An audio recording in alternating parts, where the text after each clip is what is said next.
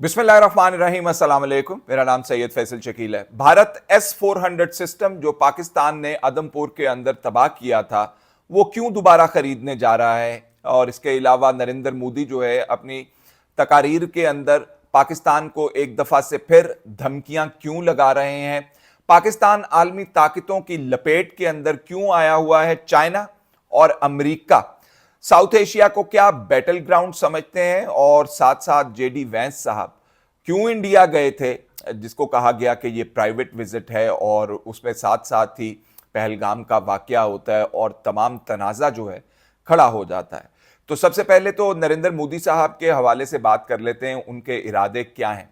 नरेंद्र मोदी साहब, उनकी तो कमर भी टूट गई और उनका घुमंड भी टूट गया, और एक जो वो साउथ एशिया के बहुत बड़े पहलवान बनने जा रहे थे, वो भी उनके तमाम तर जो इरादे थे वो खत्म हो गए, खाक के अंदर मिल गए। अब अमेरिका जो है वो मोदी साहब को चाहता था कि एक बड़े तख्त के ऊपर बिठाए साउथ एशिया में, लेकिन उससे पहले मोदी साहब का इम्तिहान भी लिया गया कि क्या वो वाकई इतने बड़े पहलवान हैं जितने बड़े वो बनते हैं, या फिर वो हमेशा अपने कद से बड़े होने की कोशिश करते हैं और दिखने की कोशिश करते हैं, जो कि उमूमी तौर पर उनकी पॉलिटिक्स के अंदर भी नजर आता है। हिंदुत्व की पॉलिसियां हैं, अवाम को अपनी को सारी जो है वो सुबह से लेकर शाम तक, रात तक जो है वो जंग और पाकिस्तान खिलाते हैं। उनके जो एडवर्सरीज हैं पार्लियामेंट के अंदर, वो उनको अब कह रहे हैं कि मोदी साहब सुबह होती है तो आप पाकिस्तान का नाम लेना शुरू करते हैं, और सोने से पहले भी नाम लेके सोते हैं, और उठते हैं तो तब भी आप माला जपते हैं पाकिस्तान की। आपका मसला क्या है? तो मसला ये है कि इस वक्त जो जंग हुई, मोदी साहब को जंग करने के लिए जो टास्क दिया गया था, उसके भी कुछ मकासद थे। उसके मकासद ये थे कि चाइना को काउंटर करना था। अमेरिका चाहता था कि तमाम तर अपनी मैन्युफैक्चरिंग जो है वो उठा के इंडिया के पास ले आए, और इंडिया को वो पहलवान बना के चाइना के सामने खड़ा कर दे। तो उससे पहले उसका टेस्ट था, और टेस्ट जो था वो जंग की सूरत में था कि पाकिस्तान को तुमने कुट लगानी है, और ऐसी कुट लगानी है कि चाइना को भी मजा आ जाए और पाकिस्तान का जो है वो कुछ ना रहे।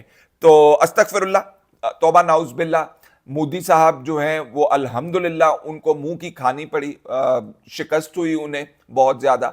लेकिन असल में अब मामला ये है कि मोदी साहब दोबारा तैयारियां कर रहे हैं और कह रहे हैं कि एक एग्जाम में फेल हो जाने से इंसान जो है वो पूरा फेल नहीं हो जाता। और जो तस्वीर बनवा रहे हैं यहाँ, अब वो आदमपुर के अंदर जाके एयरबेस के सामने, जिसके पीछे ब्राह्मोस मिसाइल लगे हुए हैं, और कह रहे हैं कि जी ये पाकिस्तान ने तो तबाह किया नहीं है। तो भाई अगर पाकिस्तान ने तबाह नहीं किया तो पाकिस्तान के जहाजों का आप जो है आशीर्वाद उतारते रहे, क्या करते रहे आप उनके साथ? उन्होंने आके 26 जगह के ऊपर हमले किए, तो आपका S-400 सिस्टम क्या कर रहा था? सो रहा था उस वक्त, उसको नींद आई हुई थी, या वो बीमार था उस वक्त। अब वो मेरा ख्याल है ठीक हो गया। तो वो मैं ना मानूं कि एक रट जो है उन्होंने लगाई हुई है। असल में मसला ये है कि साउथ एशिया के अंदर अब जो घुमसान का रन पड़ा, जिसमें पाकिस्तान के जहाज़ों ने इंडिया के जहाज़ गिरा दिए। अब थे तो वो चाइनीज़ जहाज़ ही, लेकिन मसला उससे ये हो रहा है कि जिन ममालिक के असला जो है इंडिया इस्तेमाल करता है और वो तबाह हुआ है, उससे तो पूरी वेपन्स सप्लाई चेन जो है वो मुतासर हो गई है। और अमेरिका जो है वो दुनिया का सबसे बड़ा मुल्क है जो असला बेचता है। यूरोप जो है वो अपनी टेक्नोलॉजी के ऊपर नाज करता है और असला बेचता है। तो ये एक ग्लोबल शिफ्ट जो है इस जंग के बाद नजर आ रही है, जिसमें लोगों का रुख अब चाइना की तरफ है।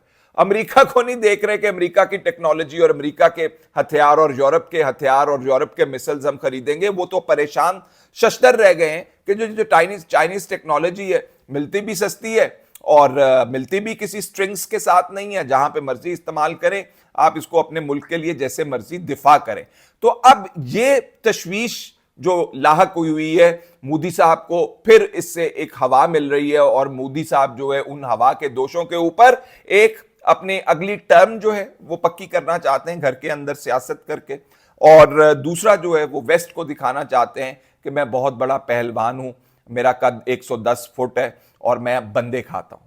तो ये मोदी साहब इसके अंदर एक दफा फिर जो उन्हें खिफत उठानी पड़ी है वो उठानी पड़ेगी। और वो जो S-400 का ड्रामा रचा रहे हैं और कह रहे हैं, सोर्सेज से खबर अपने मीडिया के अंदर चलवा रहे हैं कि रशिया से हम खरीदने जा रहे हैं, उसका भी वही हाल होगा जो इसका हाल हुआ था। मसला यह है कि अब वॉरफेयर बहुत बदल चुका है। वॉरफेयर वो नहीं रह गया कि आप इधर से गोली चलाएंगे, वो उधर से गोली चलाएगा। अब तो कंप्यूटराइज्ड टारगेट्स जो हैं, कोऑर्डिनेट्स फीड किए जाते हैं और उनको निशाना बनाया जाता है। और जिस तरह पाकिस्तान के पास जो टेक्नोलॉजी का इस्तेमाल है या किया गया है, उससे जो सुपरसोनिक मिसाइल्स जो हैं वो फायर किए गए थे, जो कि आवाज की रफ्तार से क्या, उसकी भी रफ्तार से कई गुना ज्यादा तेज स्पीड रखते हैं। 4.5 या 5 मैक जो है उसकी स्पीड है, जिससे इसको तबाह किया गया है। लेकिन मोदी साहब की जो तबाही है, जो बर्बादी है, उसको मोदी साहब बदलना चाहते हैं और साथ साथ वो दिखाना चाहते हैं कि मैं अभी वो काम कर सकता हूं जो आप मुझसे काम लेना चाहते हैं।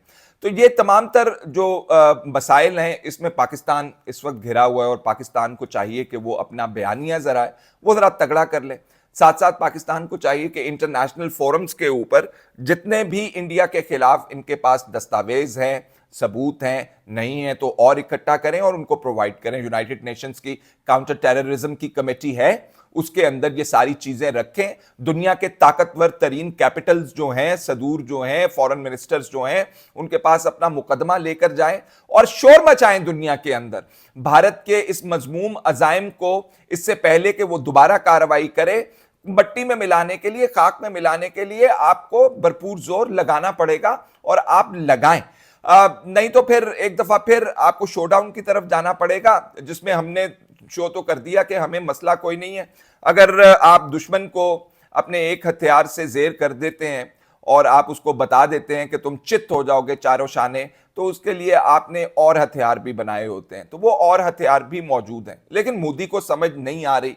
अभी ये मल्टीपल फ्रंट्स के ऊपर लड़ना पड़ेगा, डिप्लोमेटिक फ्रंट के ऊपर भी आपको लड़ना पड़ेगा, अंदरूनी फ्रंट के ऊपर स्टेबिलिटी भी लानी पड़ेगी, और साथ साथ आपको पूरी दुनिया के अंदर मोदी के अज़ाइम के हवाले से बात करनी पड़ेगी। ऐसा हो नहीं सकता कि खित्ते के अंदर ऐसे अशखास को बगैर किसी वजह के छोड़ दिया जाए कि वो अपनी मनमानी करते फिरे।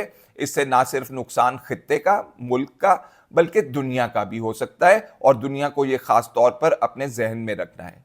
फिलहाल इतना ही, इजाजत दीजिए, अल्लाह हाफिज।